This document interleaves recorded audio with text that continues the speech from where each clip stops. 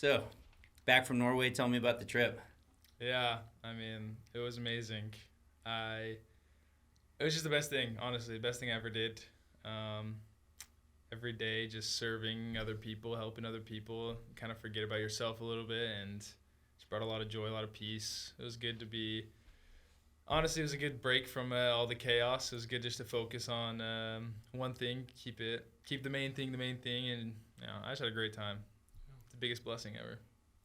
So, that was like culture shock. I'm thinking maybe. Yeah, it was Was a it little culture shock for go sure. from like house, never really living outside of the home, and then Yeah. like you're in another country, no family. How was Yeah, that? it was crazy. It's one day you're just home doing your thing, then the next day you're just completely alone, in a new country, speaking a new language, hearing things you've never heard, eating foods you've never eaten, meeting people you've probably never interacted with. So it's crazy, but it was awesome. Such a good growing experience. Now, do you stay like? I don't know anything about how the missions Mhm. work, so educate me a little bit. Like, where do you stay? What do you eat? Like, what's the day? What's Yeah. the day like? So like the church has apartments all over the country. I was in Norway. So yeah, the church owns all the cities where there's missionaries or people working for the church. They own apartments. So you just go there, and it's usually they're pretty nice. Sometimes they're not super nice, but most of the time they're nice. And then you said on the day, like what do we do? It kind of depends on the day. But it's really we're trying to help the church. We're trying to help other people learn about Jesus Christ, help them in that way. And so that's what we do every day. Is kind of like that's our focus. And then that kind of can entail lots of different things. Maybe that's service. Maybe it's playing sports. I actually taught American football. I got to play a lot of basketball. We just did lots of different things, lots of cool things, and it was fun because American football is actually pretty big in Norway. Or Okay. it's not super big, but there's a lot of people who have a lot of interest in it. But there's just not a big platform for it, and there's not a lot of funding. And so it was cool for me to be able to go and kind of coach some of these guys up in American football, some of these kids who haven't really had that experience. It was super super cool for me, super unique. So you said you stay at, is it different apartments that you're staying at? So you don't have like a home base? Yeah, well, so you do. There's transfers. There's like a periods of 6 weeks. So every 6 weeks you have the chance to move or stay in the area you are. So I actually had 4 different areas. I started all the way up in the most like northern place you can be as a missionary, actually in the whole world. A city called Tromsø, Norway. And then I moved down south to the west coast, and then just kind of middle of the country, and also east coast. So I got to see the entire country, so it was amazing. But Wow. You see the Northern Lights I did. a lot? I saw them a few times. I was never in the north during the winter, but I was there during the summer, which means I saw the midnight sun, which means it's we have the sun 24 hours a day, which is pretty crazy. So that was cool. Oh, that's nuts. And then you're saying, so you got to reach people through sports a lot? Was Yeah. that like, So in Norway, it was awesome. We were able to use our talents, use the things that we like to do to kind of just, branch out in the community, help other people in the community. And that's just something, I liked a lot. And a lot of the guys I was with, they like sports as well. So we'd always do sports, whether it's basketball, football, soccer, some innebandy, I don't know, it's like floorball, kind of. It's like a handball, lots of, new sports and things. But it was awesome. So good. were you competitive in any of those, or did you like get beat a bunch, or like? No, I got pretty good at soccer, football. Oh, okay. It's weird because in my head I always say like American football now, and it's kind of a weird switch. Everywhere I would go, I was like, yeah, I play American football, and it's kind of a weird thing to say, but Yeah. because football is just soccer. But I got pretty good at soccer, we'll say. Okay. All right. What was the hardest sport you learned? Innebandy is what it's called, and I don't even know how to explain it. I guess it's like ice hockey, but like indoor without skates and ice. So it's like a normal like gym floor, and you have like a stick, and it's like a wiffle ball with like a little goal, and you kind of like hit it with each other, and it's basically like hockey, but Like floor hockey? Yeah, Like kind of like you- floor hockey, and I was not very good. I got okay. I could never really pick it up though. It's hard. Like I'd see all these little Norwegian kids, and they were just cooking me left and right, just quick with it. It's crazy. You allowed to body check? Dude, yeah. I mean, it's fun. Also, handball was fun too. Handball was pretty physical. Was it? Yeah, that one's fun. Okay. All right.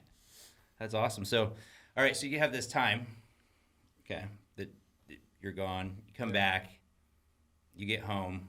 Like, what was the most shocking thing when you got home?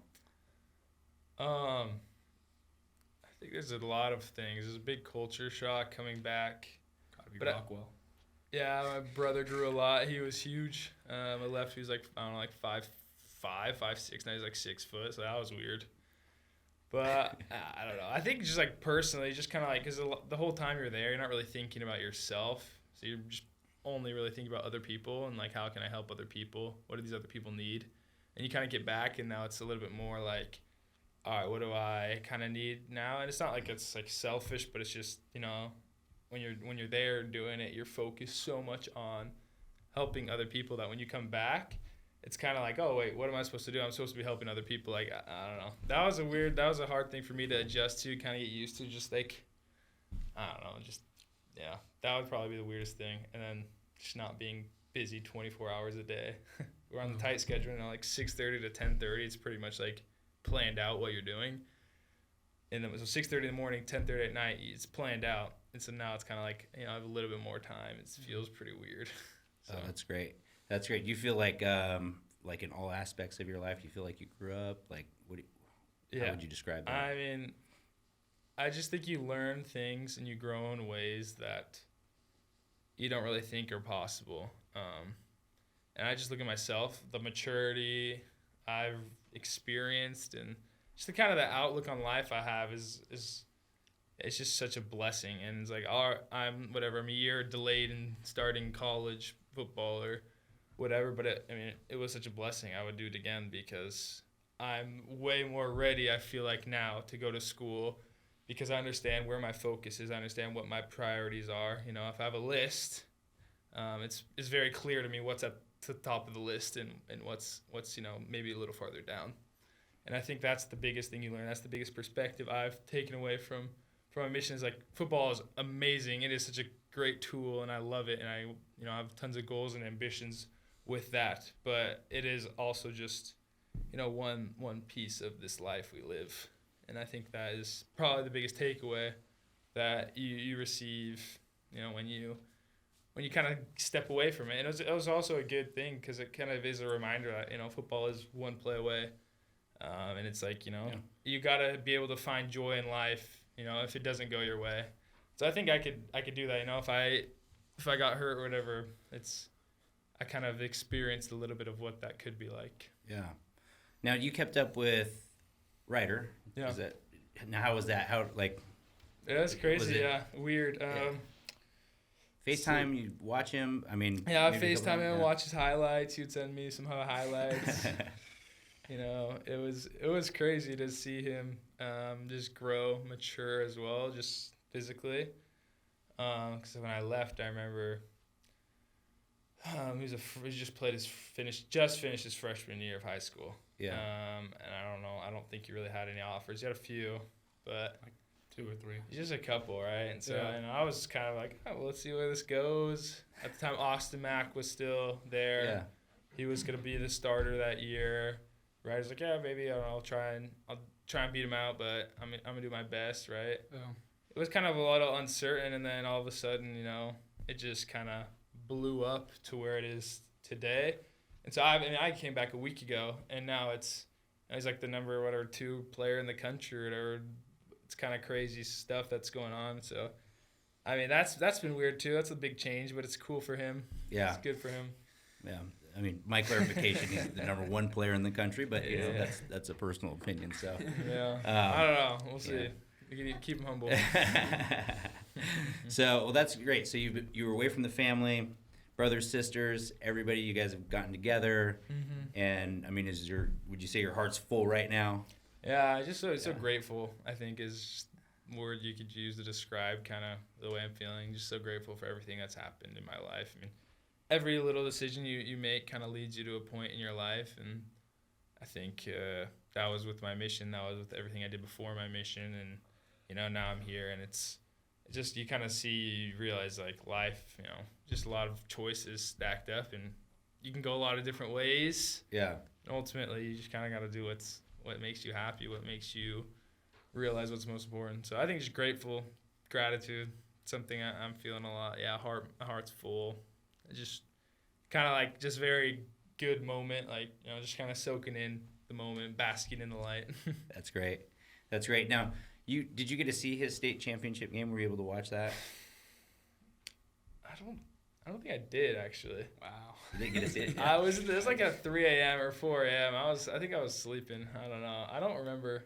I remember Mom sent me all the video. I had like 70 videos sent to me after, so I kind of watched it play by play. But I think I don't think I watched that one. Yeah. You weren't able to watch it? No. I can tell you from my perspective, it was like it felt like a blowout was going to happen, and then it felt like, oh boy, the wheels were falling off quick. It was like I think you saw in that game everything that team had been all year is kind of the way that I viewed that game. And then at the end, obviously, came back and won. And so, Ryder, do you want to walk me through that drive? Yeah. So, well, before that, so we're down, and then we scored. We're down by 1, I think, and we go for 2 with like 2.5 minutes to go, and we don't get it. So we got stopped. I ran the ball and got stopped. So yeah, not a good look. Whatever. I don't know. Everyone's faces kind of went down. Like everyone was kind of, oh shoot, we might have just lost the game. Like 2 minutes left. They just have to get 1 first down, and it's over. So yeah, we're down by 1 point, and then we kicked the ball off. Our defense, played phenomenal in those last 4 plays. We got like stop. They had to punt it. Then there was like, I think like a minute 10 maybe left, and we're on the minus 60, I think. Minus 40. We had 60 yards to go. So maybe minus 30, I don't know. But then, yeah, that's the moments you prepare for, especially like the whole season. It's the last game. Like that's we've went over that. Like we've done 2-minute drills. We've been preparing for this the whole entire time, the whole entire year. So, obviously you're nervous, but part of you excited. Like, at least it's not a blowout. Like, I like playing games like that. That's more fun for me. Like, we're trying to compete, I'm trying to play good players and compete. And so you're thinking, like, we just got to execute right now. Like, we've been practicing this.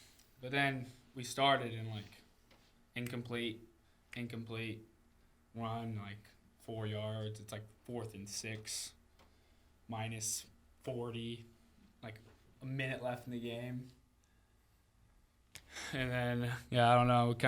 I think I kind of nervous for sure. Yeah, of course. That's the most nervous I've ever been the whole season. On the 4th and 6? Yeah, 4th and 6. Like, what was that play? I ran it for like 15 yards. Okay. Yeah, but it was a pass. But they were doing like they were dropping a lot of people into man coverage, so everyone's kind of going back. So not really anyone with me. So yeah, The 4th and 5. shaky hands. Yeah, I was like this, like go down. Like, so nervous. But a little voice crack. yeah, I think those were the moments where our team like matured. Like you got to lock in. You had to. That's like a big growing point for us. So we snapped out. I think I ran. I almost didn't make it. Like there was a guy I had to make it miss, but I did. So that was good, I guess. But yeah, we ran for like 15 yards. That guy's probably regretting that he didn't tackle you. Yeah. I low-key shook him. I'm not gonna lie. I'm not very good at juking. Like I'm more like this. I can, but that's not like my specialty. But Yeah. I did it to him. Powerful runner. Yeah, I'm a powerful runner. Yeah.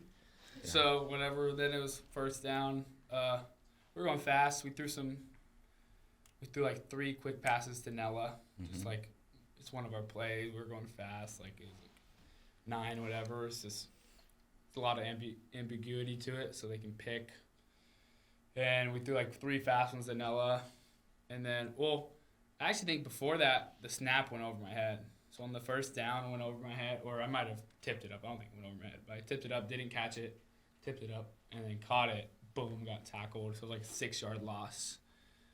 So then you're starting to, the heart rate starts going. You're getting a little nervous. Yeah. But yeah, so then we got 3 quick ones in Nella, got us like 35 yards, which was good. Nella made a snag of a catch.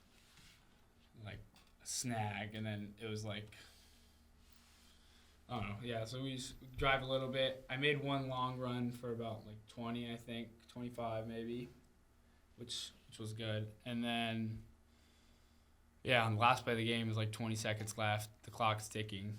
Like Nella and our right tackle doesn't even know what they're doing.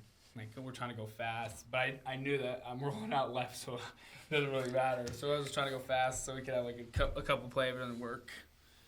But the crazy part was the play before that, we had a wide open touchdown that I didn't throw because I was just too. I mean, it wasn't like wide open, but I definitely could have thrown it in between two defenders. Like, that was what the concept was, but I was like too nervous. I was like, what? Like, I didn't do it. And I'll take responsibility for that. I should have thrown it, but I didn't. So I kind of like scrambled, ran a little bit, got tackled on like the 6-yard line. And then this play, we're going fast, 20 seconds, the clock's ticking, and then like it was like a drift protection. So I'm rolling out left. I should have thrown. I mean, they both won. JMO won, Chavo won, and I didn't throw him immediately on the rollout because there was kind of a guy in my face. So I kind of had to make him miss a little bit, and then me and JMO got pretty good chemistry. So I saw him like kind of wrap around, and I just kind of threw it, put it on, and we caught it with like 15 seconds left to go. It was a touchdown. So It was cool. Yeah, it was definitely an experience. I mean, I think as a quarterback especially, that's how you grow. Like, you got to be put into stressful situations, and I think one of my things that makes me a pretty unique quarterback is I think I thrive in those. Like, I almost think I play better in that. I would just play better for winning by a lot. Like, those are the situations where I really can like step up and kind of be a leader on the team, you know? Yeah. Absolutely. Well, that was a great ending there to that it was to super, the season. Yeah, super. And so you didn't get to see that live, I but saw you did that get to play. see it. I know the last play. I don't know about all the other ones leading up to it, but the last Yeah. play I know. The little. Did you know the result before you watched it? I can't remember. I think so. I think that was like definitely one of the first things I checked on. Yeah. See if we won or not. See if you won. Yeah. That's good stuff. So, I know you have to go soon, but I've got just a couple questions. So obviously you're heading to USC. Okay. So this is known. Is there any chance that the brothers play together at some point? Yes. Oh, yeah, for sure. I mean, I would love to play with him. Yeah. I wanted to play with him last year, or Yeah. 2 years ago, but we never got the opportunity. So I mean, I think it would be incredible. Yeah. Yeah. So, a couple questions about USC. Obviously, so you were committed to Stanford first, and then, coaching change, you go over to USC. Talk to me a little bit about why USC. There's lots of reasons, and I think this is probably like the biggest question I've been asked, but I think there's like 3 big things. I think one is I have not found, and maybe you have, but I don't know if there's a better combination of elite football and elite education. Yeah. I think that's the first reason. It's an elite academic institution that it is hard to get into, and that was something I always wanted to do because I just cared about it a lot and tried hard in school, and then at the same time it's an elite program. So I was committed to Stanford, and I was an elite education as well, but the football I felt was a little bit lacking, and so when I decommitted, I was like, hey, well, I still want a place where it's a good education, but it's also, I really want that chance to, play elite football. And Lincoln Riley actually said that to me. He's like, I don't think you'll ever regret, he said something like, I don't think you'll ever regret going to USC, but I think you might regret not going to USC because of the opportunity missed of like playing elite football. Because, I could have gone to Stanford, I could have done that, and it would have been amazing, and I would have been successful. I would have got a world-class degree. But I would have maybe always had that, like, what if I would have, played that big-time kind of football? So that was something I felt, and so that was I found that combo, I guess, And then I think the second one was I love the location. Maybe not like downtown Los Angeles, but I just do love Southern California, I like the beach. Yeah. I like that vibe. It's close to home.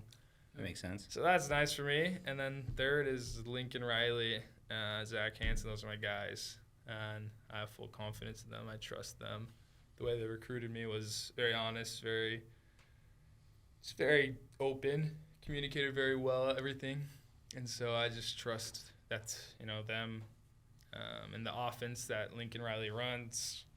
is gonna be very, very good for me. And so that was the third reason. I just kind of seen the guys they've put out, and the offense and the numbers they've put up in the past, and so it's kind of like those are the 3 reasons for me. And I know I could name 4, 5, 6, 7, 8, but those are the 3 biggest ones. So sure. Institution, like education institution, location, and then coaches. Coaches like and scheme, yeah, scheme. Okay. So would it be fair to say you're committing more to a program than a coaching staff? Yeah, for sure. Gotcha. I think that's pretty important as well, because coaches come and go. Coaches come and go. I mean, players can come and go nowadays too, which is true. crazy. Both. Yeah. Well, actually, since you left, it's completely changed. Like NIL, and now the universities in 25 will be paying, guys directly. You guys will be on somebody's payroll soon. And crazy. So, does that have any effect on your recruiting? I mean, not really.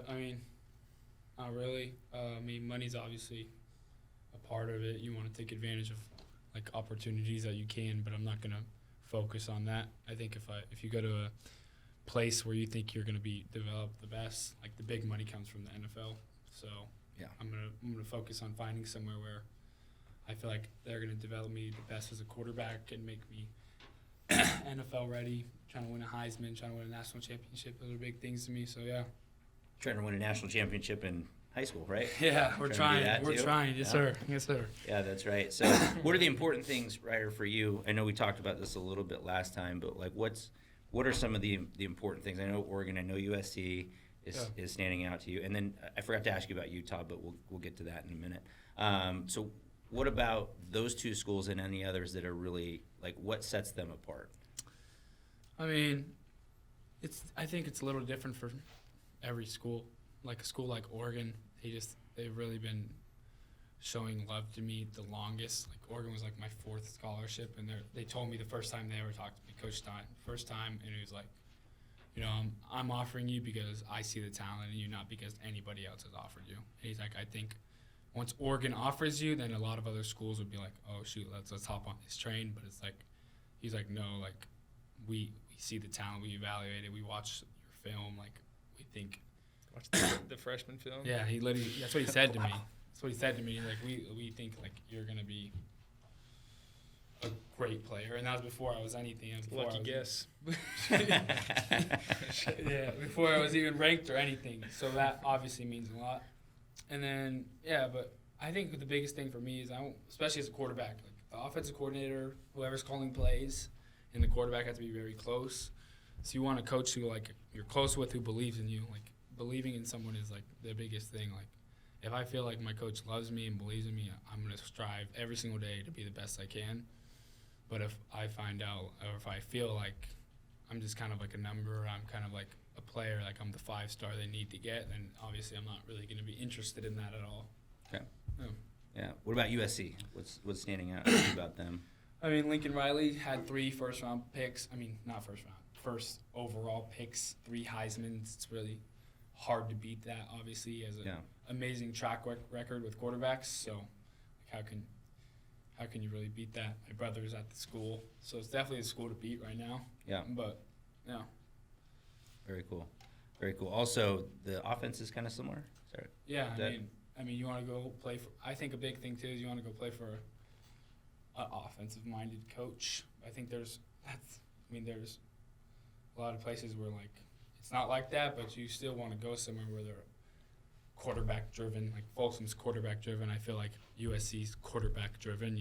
They're obviously gonna throw the ball, and that's what you want. Yeah. Yeah, fantastic. So you guys like to compete, right? And you're brothers. So I got to ask the question. So, okay, if you go out on the basketball court, who wins? Well, he's going to say him, obviously, but he also haven't played me in a year and a half. So so you guys haven't played since he's been back. Okay. He's been ducking smoke. It's okay. Okay, all right.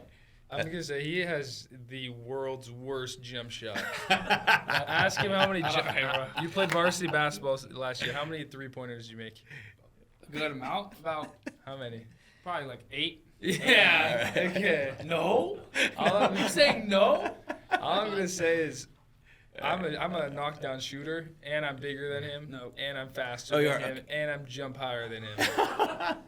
So that is older brother we could get talk. the cameras. Yeah. We could really.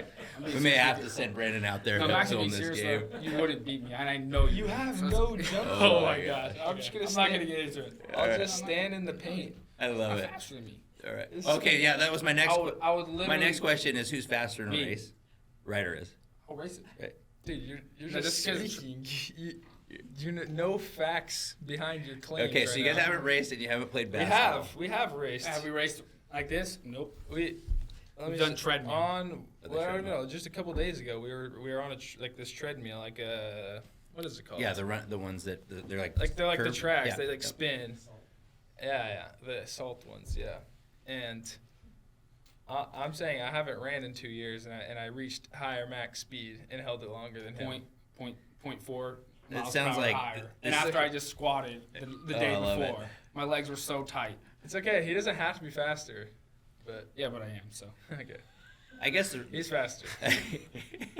we're gonna. I think that's something We'll that we're test gonna it have to out find out. So sometime. we'll have to send. You guys let me know when it Yeah. happens. We'll send That's Brandon out to kind of to monitor this to make sure. Do we need to send a ref out, or does Dad got that? Dad's got it. Dad's got it. So can you guys both beat Dad 1-on-1? Of course. As undefeated. Dad's undefeated. Okay. So. are you there being we go. serious? I You're love actually it. undefeated? You've never beaten me. Oh, Either of my. you. I don't even think you've been on the basketball court in a long time, so I love it. He's pretty good. He's Yeah. He's No, a I- pretty good player. I He is played with your good. dad. I know. Like, I mean, he's I good. can't- But same thing as Ryder, no Unreal. jumper. oh. No jumper. Only post moves. Oh He yes. is, yeah, he is a post move demon. I'm not gonna lie. You're not- He you're not- has a good teardrop. You guys are strong, but you don't have old man strength yet. Like that's a real thing. He's I think I Yeah, got are you it. starting to get it now? Okay. think so. Okay. All right. That's good. That's fantastic. So, Ryder, is your timer here? Do you need to head time out? You got about 5 minutes. I want to kind of rewind a little bit and talk about. So you haven't played football. Not only did you go on a mission, Yep. but you had probably one of the most gruesome injuries I've ever seen, and you healed probably faster than I've ever seen.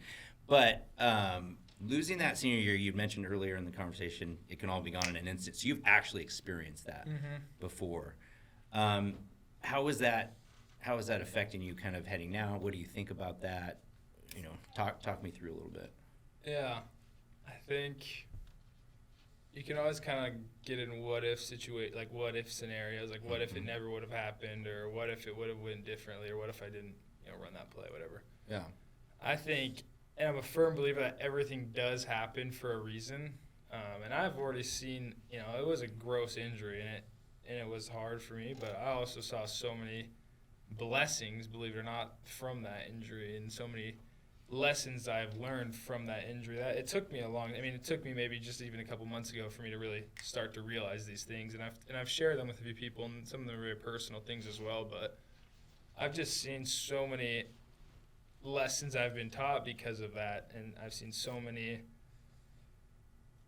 just positives, even though it seems like a big negative, and in a lot of ways it was like it was a complete fracture, and it was first game my senior year, all this stuff, right? Hip drop tackle, right? The Yep. one that's illegal Hip now in the drop, NFL. mhm. Yeah, I hate So- that tackle. It just happened, I remember. But I think, something I've learned on my mission, especially every day, is you can't really live in fear.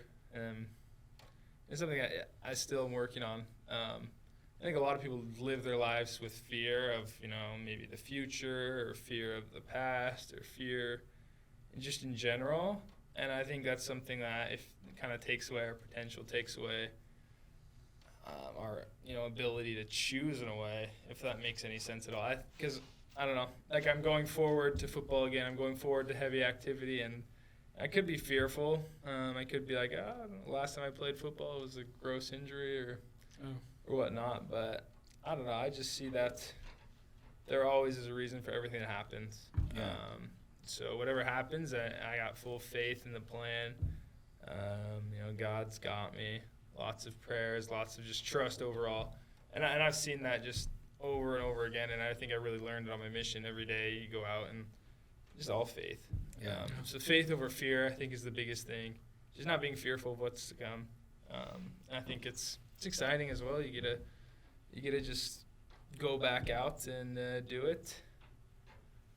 And honestly, I think through it all, it's just God's kind of just been there, helping me through it all, and teaching me the lessons I need to be taught in ways that maybe I didn't know. Everything just happens for a reason. So, did that have any effect on you? Have you like watching his injury and like? I mean, You saw his senior season go like this, and just yeah. like, does it make you appreciate it more? Does it like? Yeah, for sure. I mean, it definitely makes you like what he was just saying. He's just like football's one slice of the pie. Like it can be over fast. Like it's a huge slice for me. Yeah. Like it might be, I don't know, Yeah. a huge slice. Right. It's definitely like just one slice, so it can be over fast. And to see that, I mean, it's devastating. Like I was watching, I was like, what is happening? Like it was kind of in shock. Like I didn't even know what was happening. And then, as he's saying, like, it just kind of makes you take a step back and think about everything. Like this really, injuries like that do happen. Like that was disgusting, and stuff like that. You just learn what's most important. I think is the biggest thing, because you realize, like, the things that matter. It's like that priority list. The things that are at the top of the priority list, like that matters. And maybe, it just kind of puts it in perspective a little bit more. You realize, like, I mean, end of the day, it's a game, and it's a blessing that we get to play it, but it can happen like that. Yeah, it can go quick. Yeah. I think it's good. I'm actually super happy that athletes are getting paid now, because the shelf life of a football player is short. Yeah. It's short. If you get to the NFL, you get 3 years maybe. You're among the best if you can get past 3 years. And so I think for kids that are in college and high school, and like some kids, and I doubt this is either of you, the pinnacle is going to be college for a lot of them. Like a lot of those college athletes, they're marketable, and now they can make money to set them up for the rest of their lives. So I'm in complete agreement with take advantage of it too. Like you've been working hard, you're in college making cash off you, and you never know if this could be your last time ever playing the sport. So you got to take advantage of stuff like that. Yeah, there's a ton of examples out there, but it's also a big responsibility, and you guys feel like you're ready for that big responsibility as well, because you're about to experience it. You're going to experience it in a couple of years, and so the whole side of, I mean, it's fame coming fast at you, right? You guys, I'm just going to say you're going to be out on the field. You're going to be, I think you're going to do really well. You as well. What is it? Your parents talked to you about this. What is your guys' plan to deal with that? Don't breathe it in. Can't take any. That's. I mean, in a fame aspect, in an aspect like you just have to be humble. Don't really breathe that in. Like my parents always say, like, don't take the good, but don't take the bad. Just kind of stay in your place, and you can learn from both, but you shouldn't get too focused on one or the other, because there's going to be so much hate and there's going to be so much love that there are going to be people telling you you're the worst quarterback ever, and there's people going to be telling you that you're the next Tom Brady. So you just have to. Sometimes in the same game. Yeah, like it's just it's a lot of just talk. So you can't really focus on that. You just have to have kind of your own confidence in yourself. What I'm doing is what I'm supposed to be doing. Yeah. Just kind of be yourself. I think just be yourself. You answered it really well. I agree. Yeah. Totally. Just be yourself. Well, it sounds like the parents have put good perspective on you guys. We all know those people who get a little bit cocky or breathing in a little bit too much, and nobody likes those people. Yeah. So that's what I said. Remember who you are. Well, awesome, guys. Well, I think this is a great stopping point. I would love to have you guys in here for a couple hours at some point, but we'll get there through the season. And so I know, Ryder, you have a birthday party, somebody's birthday party to get to. Yes, sir. Are you going to be at the party tonight? Maybe. I'll be watching. I'll be DJing. You're going to be DJing? Nice. He won't be DJing. He won't be DJing. Okay. All right. Somebody else They're is not ready DJing. they're not ready for the classics. The high school kids can't handle it. They're not ready for it. Too busy on. Josh, have to speak some Norwegian. Yeah. Could you please speak a little Norwegian for me real quick? Ja, det kan jeg gjøre. What did you just say? Det kan jeg gjøre. Vi prater jo norsk i Norge. Altså til alle dere som kan forstå meg. det aller beste landet I hele verden. Ryder, what did you just I say? got no idea. What did you just say? I just said, yeah, I can do that. And to everybody who can understand me, Norway is the best country in the world. Oh, fantastic.